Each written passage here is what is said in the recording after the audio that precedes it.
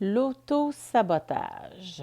Qu'est-ce que ça veut dire, l'auto-sabotage? Comment ça s'illustre, comment ça se matérialise dans la vie, par exemple, d'un entrepreneur, d'un gestionnaire, d'un leader? Alors, l'auto-sabotage, c'est quoi? L'auto-sabotage, c'est échouer alors qu'on est tout près de la réussite, alors que la réussite est à la portée de main. Puis pour des raisons qui n'ont rien à voir avec un manque de compétences, de connaissances ou encore à la malchance, ben on va saboter le résultat final. Donc, ça, ce sont des comportements qu'on doit remettre en question si c'est récurrent dans notre vie. Dans notre vie, encore une fois, ça peut être, il y a des décideurs qui s'auto-sabotent aussi régulièrement. Donc, à quoi c'est dû ça, l'auto-sabotage? Bien, souvent, c'est dû à une faible estime de soi ou un manque d'estime de soi. Souvent aussi, c'est parce qu'on vit des conflits internes qui nous font remettre en question beaucoup de choses. On a énormément, on a tous des croyances qui sont limitantes dans la vie. On a des croyances qui sont aidantes et on a des croyances qui nous limitent. Pendant longtemps, au Québec francophone, on s'était fait répéter qu'on était né pour un petit pain, donc on n'avait pas le droit au succès. Alors les gens, inconsciemment, s'auto-sabotaient. Il y a aussi d'autres raisons qui sont celles d'avoir peur de ne pas être à la hauteur des attentes des autres. Ou encore parce que ce sont des objectifs que d'autres nous ont dictés plutôt que nos propres objectifs.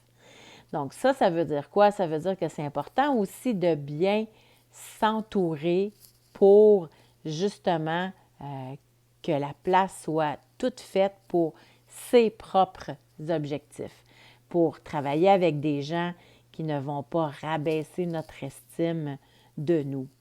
Donc, comment on fait pour réussir à surmonter ou quelles sont les clés pour nous aider à ne plus faire de l'auto-sabotage? Bien, je vous dirais que le premier, c'est celui de se responsabiliser. Donc, autrement dit, d'arrêter de se victimiser dans nos pensées, de toujours se dire ouais, c'est pas de ma faute, c'est parce qu'il est arrivé ceci, ou ouais, j'ai pas eu de chance, etc. Donc, de toujours donner des raisons ou surtout de ne pas se responsabiliser comme étant on est les propres maîtres de nos actions d'auto-sabotage.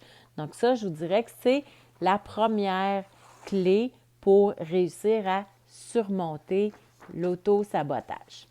La deuxième clé, c'est de faire un réel bilan objectif de la situation actuelle. Donc, pour éviter que ce soit l'inconscient qui nous fasse agir et réagir, c'est toujours ça. Donc, il faut se poser des questions fondamentales. Est-ce que je suis heureux? Est-ce que je suis heureuse dans ma vie, dans mon emploi, dans mon poste de décideur, de gestionnaire, etc.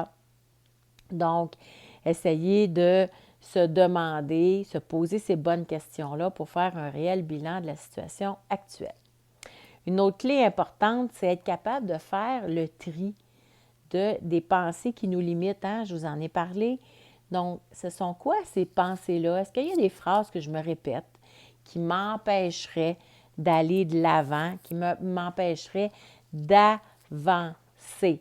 Et une fois que le tri est fait, qu'est-ce qu'on fait? Bien, on se lance. On se lance dans le vide. On se lance dans le vide qui va nous nourrir. Et comment on fait? Bien, on fait cela en passant à l'action lentement mais sûrement. Puis ça, c'est toujours mon approche pour réussir à surmonter, la peur, la peur de l'auto-sabotage ou la peur de ne pas réussir qui va vous paralyser. Bien, le remède à ça, c'est de se lancer. Donc, se mettre en action, de poser le premier bon geste, de déposer la première goutte pour aller vers le changement souhaité. Et la cinquième clé, qui n'est pas la moindre, bien, c'est celui d'accepter d'être imparfait, hein? D'être parfait dans toute son imperfection, je dirais. Donc, d'accepter qu'on va faire des erreurs, d'accepter que ce n'est pas parfait à 100%.